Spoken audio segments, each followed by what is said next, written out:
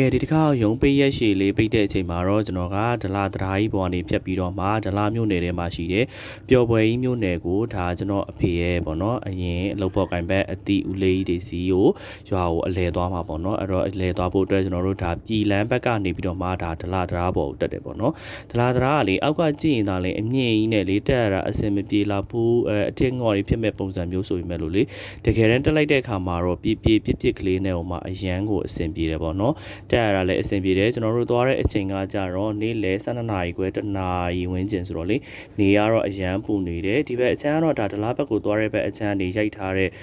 view ကတော့အဲ့လောက်ကြီးတော့တအားကြီးတော့တိတ်မလှပေါ့နော်မလှပေမဲ့လို့ဒါကြည့်လို့တော့ကောင်းတယ်ပေါ့နော်အပြန်မှာရိုက်တဲ့ view ကတော့ပိုလှတယ်ပေါ့နော်အပြန်ကိုတစ်ချက်စောင့်ကြည့်ပြီပေါ့နော်ဒါကကျွန်တော်ကားတွေကနေပြီးတော့အနောက်ကိုလှမ်းရိုက်ထားပေါ့နော်ဒါကဟိုဘက်ကဆိုရင်ဒါ22မြောင်းဘက်ပေါ့နော်ဒါကရန်ကုန်မြို့ဘက်အချမ်းနဲ့ဒီဘက်အချမ်းကတော့ဒလားမြို့နယ်ဘက်အချမ်းကိုရိုက်ထားပေါ့နော်ဒါနေ့လယ်ဘက်တောင်မှကားလေတိုးဂိတ်မှာကဒါဟိုပါပေါ့နော်မြို့ဝင်ကြီးဂိတ်တွေမြို့ဝင်ကြီးပေးရတဲ့အချိန်ပေးနေရတာဆိုတော့လေပေးရတဲ့ဟာနဲ့ဆိုတော့နည်းနည်းလေးကားကတော့စောင့်နေရတာပေါ့နော်ဒါကတော့ဒါဒလဘက်အချမ်းကိုရိုက်တာပေါ့နော်ကားပေါ်မှာဒါကျွန်တော်ရဲ့ညီလေးပါဟိုဘက်ကတော့အမေပေါ့နော်အဖေကတော့အရှိမှာထိုင်ပါတယ်ခင်ဗျာဒါကျွန်တော်တို့ပေါ့နော်ဒါဦးဟိုပါပေါ့နော်အဖေရဲ့အတိပေါ့နော်အရင်လောက်ပေါ်ကင်ဘက်ဦးလေးတွေရှိတယ်ပျော်ပွဲမျိုးသွားမှာပေါ့နော်ဒါဆိုဒါဒလကိုစင်းနေပေါ့နော်ဒါစိန်တိုင်းကန်းကြီးတို့ဟိုဘက်ဆိုတွန်တေးဒီဘက်ဆိုဒလမျိုးပေါ့နော်ဒါလမ်းညွန်ဆိုင်ပုတ်ကလေးပေါ့နော်ဒီဘက်ကနေကျွန်တော်တို့ကကြတော့ဒါစိန်အိမ်တိုင်းကန်းကြီးကိုသွားတဲ့တဲ့ပေါ့နော်အဲ့ဘက်တက်ကိုစင်းသွားလိုက်တဲ့အချိန်မှာဒါဒီဘက်ကိုမျိုးပြရဲ့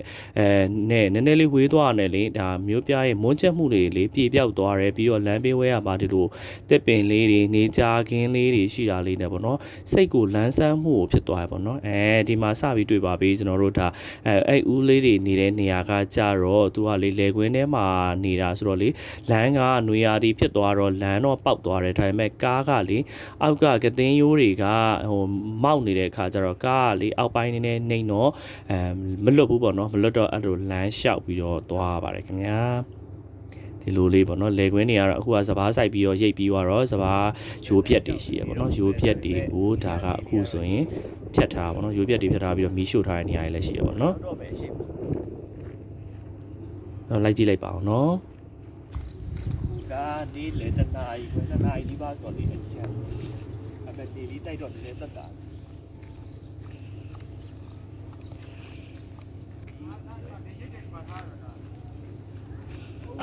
ဟုတ်တယ်စားတွေလည်းကြည့်ပါအောင်ဟုတ်နေကြီးလေ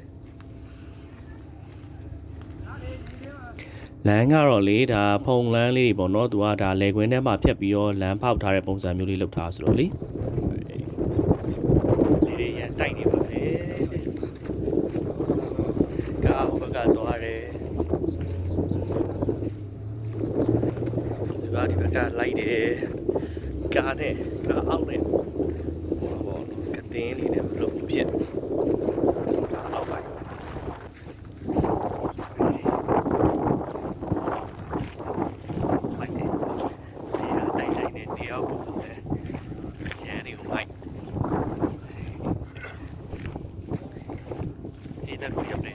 ဒါကတော့ပြန်ပြီးပဲဖြစ်ပါတယ်ကျွန်တော်တို့ဒါဒလဘက်ကိုပြန်တာပေါ့နော်အဲ့ဒါအပြန်လန်းလေးပေါ့ဒါဆိုရင်ဒါဒလမြို့ကိုဝင်သွားပြီပေါ့နော်အဲ့ဘက်မှာအခုဆို YBS တွေလည်းဆွဲနေပြီပေါ့နော် YBS 82ကားတွေနဲ့လည်းဆွဲနေတာတွေ့ကြတယ်ပေါ့နော်စမ်းပြီးဆွဲနေတာလားတော့မသိဘူးပေါ့နော်ဒီကားတွေနဲ့လည်းဆွဲပေးနေတာတွေ့ကြတယ်ဒါဆိုဒါသရားပေါ်ပြန်တက်ပါပြီခင်ဗျာဒါရန်ကုန်ဘက်အချမ်းအောင်ပြန်ပြီပေါ့နော်ပြန်ပြီဆိုတော့အပြန်ကြတော့ကျွန်တော်တို့ဒါ3နာရီလောက်ပြန်တဲ့အချိန်မှာတော့လမ်းဟိုဘက်ကလေးတစ်ချမ်းလေးအစင်းဘက်မှာတော်တော်လေးကိုပိတ်နေပေါ့နော်ဒီရန်ကုန်အပြန်ဘက်အချမ်းလေးကတော့လေအရန်ကိုလှတယ်ခင်ဗျာဒါရန်ကုန်မြို့ပြရဲ့တိုက်တာအဆောက်အဦတွေနဲ့တရားပေါ်နေကြည့်ရတဲ့ရှုခင်းကတော့အရန်ကိုမိုက်တယ်ပေါ့နော်ကြည့်လို့လည်းကောင်းတယ်ကြည့်ရတာလည်းအရန်လေးမိုက်တယ်ဒါပေမဲ့တရားပေါ်တော့အခုကလူတွေလမ်းဖြတ်လျှောက်ခွင့်နေမပြုတော့ပေါ့နော်ပိတ်ထားတယ်စီကံမရှိလို့ဆိုပြနော်ဒီတရားရဲ့အလဲတက်မှာဆိုတာရွှေကုန်းဖျားကြီးကိုလည်းဖူးလို့ရပါတော့ဒါကျွန်တော်တို့ကတော့ဒီဘက်က